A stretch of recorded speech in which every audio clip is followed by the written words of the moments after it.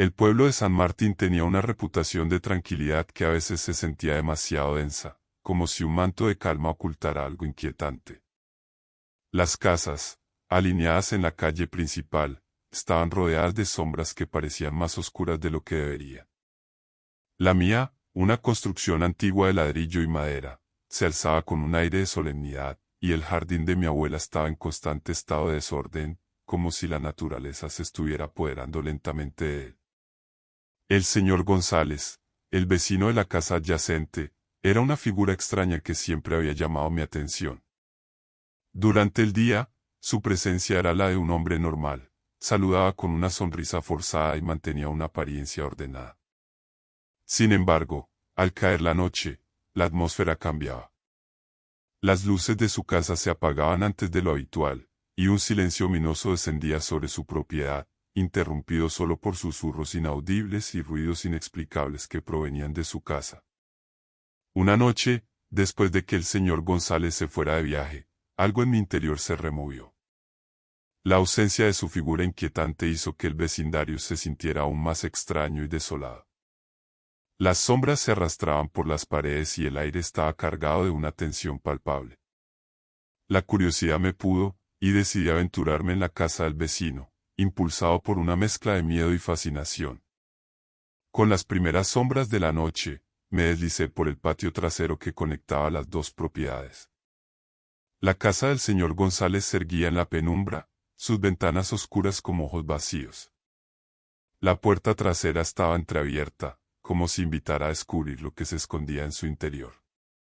Entré sigilosamente, el suelo de madera crujía bajo mis pasos con un sonido que parecía resonar en la oscuridad.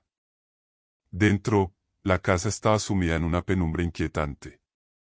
Los muebles estaban cubiertos de polvo y las paredes estaban adornadas con antiguos retratos cuyas miradas parecían seguirme. El aire estaba frío y denso, como si algo lo hubiera absorbido. Me adentré más en la casa, sintiendo una creciente sensación de malestar. Finalmente, llegué a un pequeño cuarto en la parte trasera. En una esquina, una enorme alcantarilla de cemento destacaba, cubierta por una tapa que parecía desentonar con el resto del ambiente. La tapa estaba desplazada, revelando un oscuro túnel que descendía hacia las profundidades. La curiosidad me impulsó a actuar. Con gran esfuerzo, moví la tapa, revelando un eco de agua que corría en la oscuridad. Descendí por las escaleras de piedra con una linterna temblorosa, cada paso resonando en el túnel con un eco ominoso. La humedad era casi palpable y el aire se volvía más denso a medida que me adentraba. El túnel se extendía hacia una amplia sala subterránea, con paredes de cemento cubiertas de musgo y humedad. En el centro, un altar de piedra se erguía como un ominoso recordatorio de lo desconocido. Los símbolos grabados en el altar parecían cambiar a medida que los miraba, como si estuvieran vivos.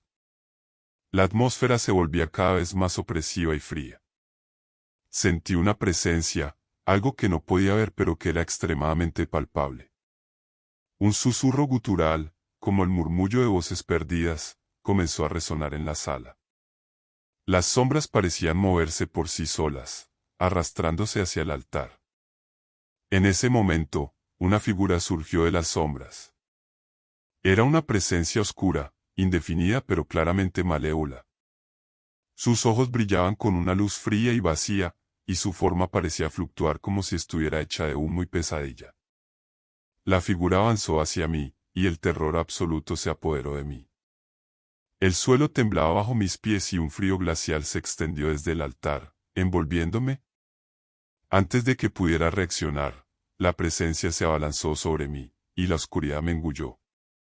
Perdí el conocimiento, dejando que el vacío de la noche me arrastrara. Cuando desperté, estaba en el suelo de la sala, la figura había desaparecido y el ambiente se había vuelto notablemente más frío. La linterna yacía a mi lado, parpadeando débilmente. Logré arrastrarme fuera del túnel y regresar a la casa de mi abuela, temblando y cubierto de sudor frío. El señor González nunca volvió y la casa quedó vacía, un recordatorio escalofriante de lo que se oculta en las sombras. La casa del señor González permaneció cerrada y desierta, y la historia de lo que encontré en el sótano se convirtió en un susurro temeroso en el pueblo. La sensación de malestar persistió, y las noches se volvieron aún más silenciosas. Algo había sido desatado esa noche, y la sombra del señor González se alzaba sobre el vecindario como una advertencia de que algunas puertas, una vez abiertas, no deben ser nunca cerradas.